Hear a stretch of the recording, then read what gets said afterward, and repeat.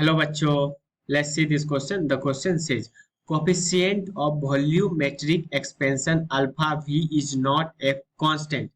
It depends on temperature. Variation of alpha v with temperature T for metals is.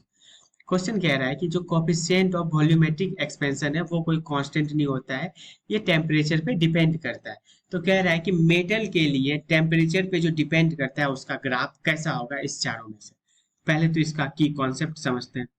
इस question का की concept ही इसका solution भी है। ठीक है, तो जो इसका ग्राफ होता है स्टार्टिंग में, मतलब स्टार्टिंग में वो ग्राफ कैसा होता है, स्टार्टिंग में उसका ग्राफ होता है कुछ इस तरह का। अगर ये अल्फा का ग्राफ है और ये अगर टेम्परेचर का ग्राफ है तो इसका ग्राफ कुछ इस तरह होगा, मतलब एक तरह से पैराबोला ही।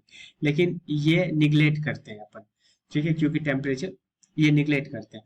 उसके बाद ये कुछ देर जाने के बाद जब ये अपवार्ड बोला होता है, अपवार्ड पैराबोला होता है, उसके बाद ये कुछ दूर जाने के बाद ये ऐसा टर्न ले लेता है।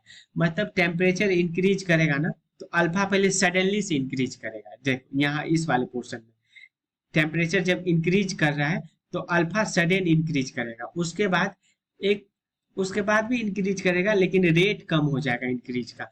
तो जो इसका क्वेश्चन का जो ये ग्राफ बनेगा अल्फा ऑफ वी, मतलब coefficient of volumetric expansion with temperature, वो कुछ इस तरह बनेगा। मतलब इस तरह का ग्राफ कौन से ऑप्शन में, ग्राफ ऑप्शन सी में है।